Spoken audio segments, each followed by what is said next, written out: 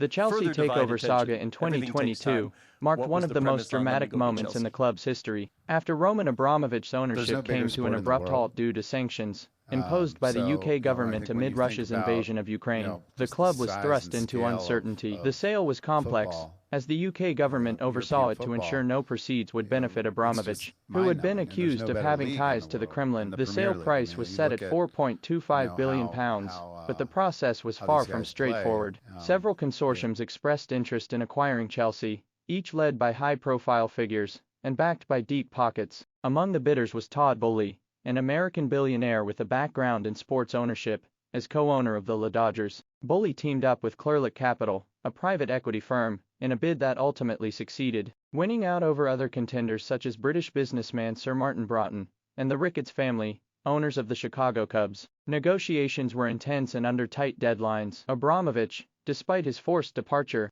maintained that his love for the club meant he wanted to ensure its long-term stability, rejecting a higher bid in favor of Boehly's consortium. The UK government also had a say, ensuring the new owners committed to heavy investment not only in the men's team, but also in the women's squad, the club's infrastructure, and community initiatives. Once the bid was accepted in May 2022, Todd Boehly and Clearlake Capital officially took control, signaling the end of an era for Chelsea and the beginning of a new one. The takeover didn't only represent a change in ownership but also in philosophy. Boehly and Clearlake quickly put their stamp on the club by sacking key personnel, including head coach Thomas Tuchel, and spending aggressively on player transfers in subsequent windows. The takeover highlighted Chelsea's status as a global football powerhouse. As one of the few clubs able to command such a massive sum, despite the turbulence, the new ownership has pledged long-term growth and success. However, with the pressure of immediate results, particularly in the highly competitive Premier League, the new owners faced the challenge of living up to Abramovich's legacy while crafting their own path forward.